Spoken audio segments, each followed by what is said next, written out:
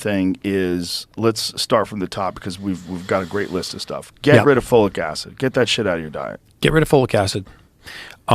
Number 2, if you can afford it, get a genetic methylation test once in your lifetime. How much does one of those cost? About $500-$600. Oh, okay. $600 to do it through me, and you'll do it once in your lifetime. But you don't have to do it through me. There's other great companies, but do a genetic methylation test. Get 5 specific genes looked at: MTHFR, MTRR, MTR, AHCY, and COMT. And you do this for a cheek swab? Is that you what do it it is? with a cheek swab. You swab your cheek, you put it in a little test tube, you send it to the lab, and then the results come back to you.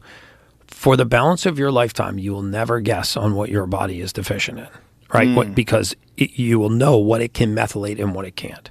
Okay. And then just start supplementing for the sake of deficiency, not the sake of supplementation, and step back and watch what happens. Forget all the fancy Amazon roots and rare supplements that only one company has that they patented and trademarked, and it's the secret to optimal health.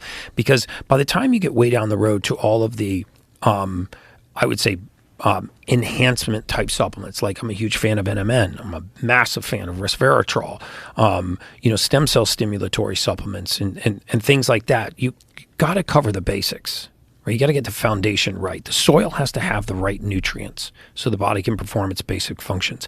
And then you can start targeting things with micellized turmeric and curcumin and NMN, and you can start taking, creatine to help with muscles. You can do all of those additional things, but to get the basics right, where does the rubber meet the road? What does this tree need to grow and survive?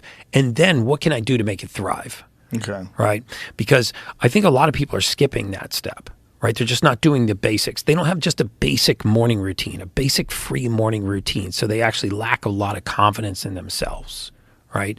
And I use that David Goggins method of stop negotiating with yourself. Like, discipline is better than motivation. Because a lot of mornings, you wake up, you're not motivated, but you just say, okay, here's the 4 things I'm going to do. I'm going to wake up.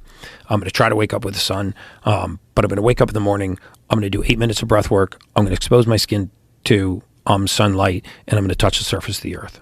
Just those things right there. Just earthing, grounding, breath work, and sunlight exposure, which cost you 0, 0, and 0. What is grounding? Like, why does that do anything? So if you look at, when you contact the surface of the earth, you actually discharge into the earth. You're talking barefoot. Barefoot, right? So bare feet touching bare soil. Earthing, grounding is a very real thing.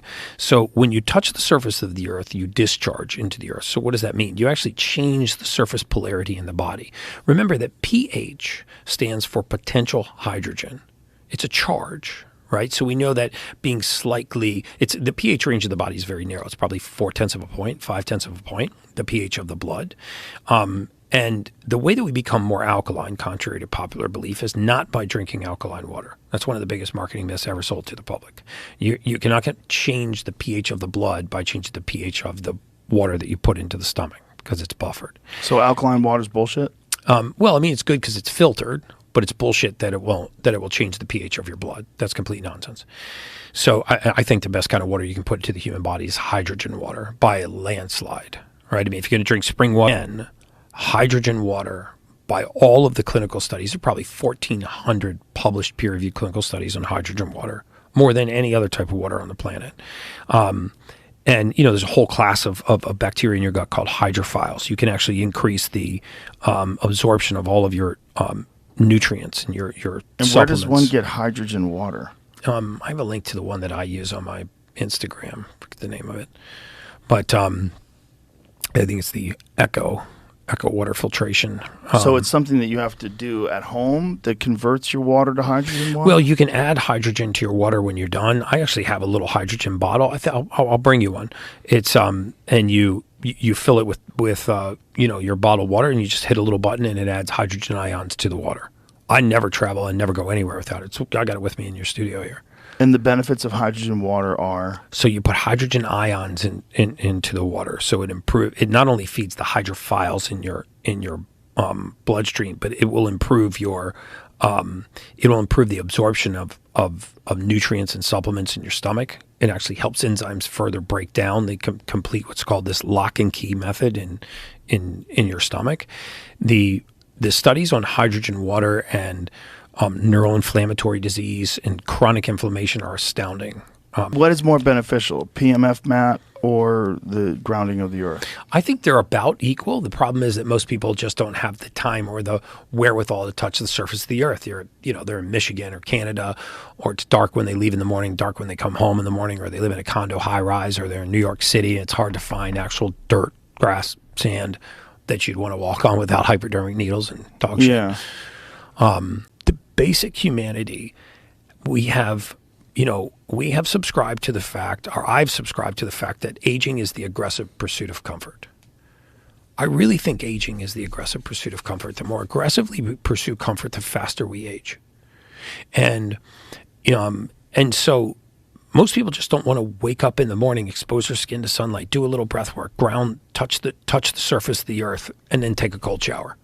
None of which would add a penny to their budget and would absolutely change the trajectory of their life. And then as you get more money, then you can add a red light therapy bed, you can add a PEMF mat, you can do a cold plunge and start to really amp up the benefits of the side.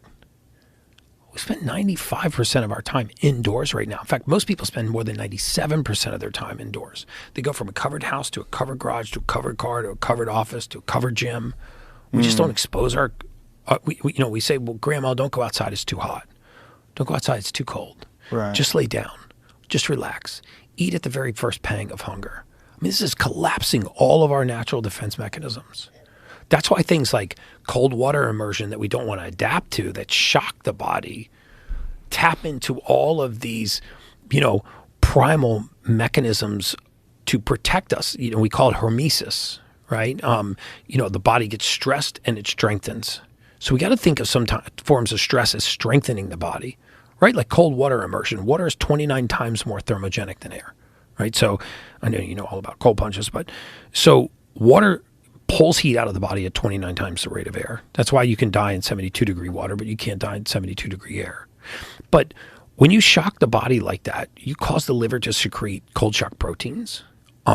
You cause the activation of brown fat, thermogenesis. And contrary to popular belief, there is a cost to thermogenesis. There is a caloric cost to thermogenesis, so it can actually improve weight loss if you don't increase your caloric intake. It actually helps improve insulin sensitivity. It reduces insulin. It reduces blood sugar. It actually can improve the sensitivity of your body to blood sugar. It causes a massive vasoconstriction. It forces blood to your core and up to your brain. I mean, you know how good you feel when you get out of a cold plunge. It sucks going in, but you feel fucking amazing coming out. Yeah. Hey, woman. Since your man ain't got no heart, why don't you go to our apartment tonight? I'll show you a real man. There you go. What?